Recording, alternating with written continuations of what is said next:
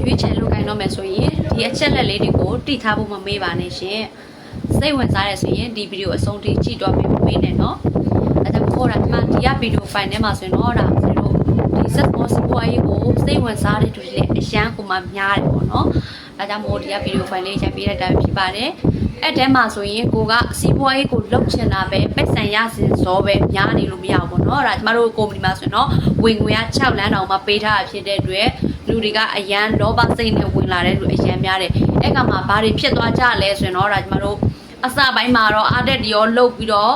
နောက်ပိုင်းကျရင်အဖျားရှူသွားတဲ့လူတွေထွက်သွားတဲ့လူတွေကအတော်များပါတယ်ဒါကြောင့်မို့အလုံးကိုပြောချင်တာကျတော့စီးပွားရေးတစ်ခုမှလှုပ်ဖို့အတွက်ဆိုရင်တော့ကိုယ်တိုင်ကတော့အရင်ဦးဆုံးကိုအရင်ရင်းနှီးမြှုပ်နှံရမယ်ပထမဦးပိုင်းမှာဆိုရင်တော့အခက်ခဲတွေအတားအဆီးတွေကတော့များစွာကြုံတွေ့ရနိုင်တယ်ကဲလို့ကိုကဒီစီးပွားရေးရဲ့သဘောတရားတွေဈေးကွက်အခြေအနေတွေ product အကြောင်းတွေပေါ့နော်ဒီကုမ္ပဏီအကြောင်းတွေကိုအသေးစိတ်သိသွားပြီဆိုရင်တော့အဲ့လောက်ထိကြောက်စရာမလိုတော့ပါဘူးရှင်ကိုကအဲ့လိုမျိုးတွေသိထားပြီဆိုရင်တော့မိတ်ဆွေကကိုကဘာကိုစိတ်ဝင်စားတာလဲပေါ့နော်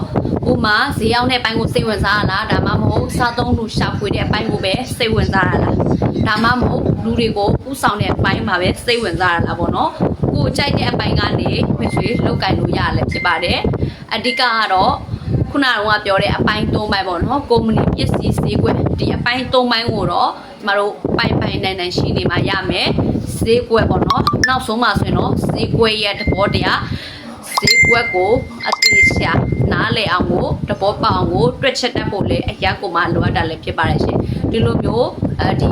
ဈေးကွက်သဘောတရားတွေဈေးကွက်အခြေအနေတွေကိုကိုကနားလည်ပြီးကုမ္ပဏီရဲ့ဝင်ငွေပိုင်းတွေဝင်ငွေ6လမ်းစလုံးကိုလည်းအသေးချာလေးနားလည်သွားပြီဆိုရင်တော့ကျမတို့စီးပွားရေးမှာကဘယ်လောက်မှဝင်ငွေမရှားတော့ပါဘူးရှင်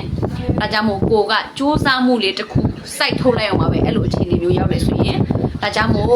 စိတ်ဝင်စားတယ်ဆိုရင်တွေးဝေမနေပါနဲ့စောင့်ဆိုင်မနေပါနဲ့ချက်ချင်းလုပ်ပါချက်ချင်းအကောင့်ထဲပေါ်ပါပစ္စည်းဝယ်တဲ့အပိုင်းမှာဆိုရင်လည်းငါတစ်နှစ်လုံးအချိန်ရတယ်ဆိုပြီးတော့စောင့်ဆိုင်နေတာမျိုးမဟုတ်ဘဲနဲ့ပေါ့နော်တစ်နှစ်ကိုမစောင့်မဲနဲ့တစ်လအတွင်းမှာလား3လအတွင်းမှာလားကိုကုမ္ပဏီရဲ့ target ပြည့်မီအောင်ကိုဝယ်ပါ PV တွေကိုဖြည့်ပါလို့ဆိုတော့ဒီက video file ကနေပြောပြချင်တာလည်းဖြစ်ပါတယ်ဒါကြောင့်မို့အားလုံးစောက်လို့တဲ့အခါမှာဆိုတော့လုံးဝကြောက်စရာမလိုဘူးတေးသေးလေးကစမယ်အကြီးကြီးထိသွားမယ်ဒါကျမတို့ကိုယ့်ရဲ့သားစင်ရေးစက်ထီကိုရေရှိလောက်ကင်သွားလို့ရတယ်အမွေနဲ့တည်းလည်းပေးသွားလို့ရတယ်အလက်ကြီးတွေစိတ်ဝင်စားလားအလက်ကြီးလည်းလိုက်ပါလို့ရတယ်ဖြစ်ပါတယ်ဒါကြောင့်မို့ဒီ video file လေးကဒီလောက်ပါပဲရှင်အားလုံးကိုကျေးဇူးတင်ပါတယ်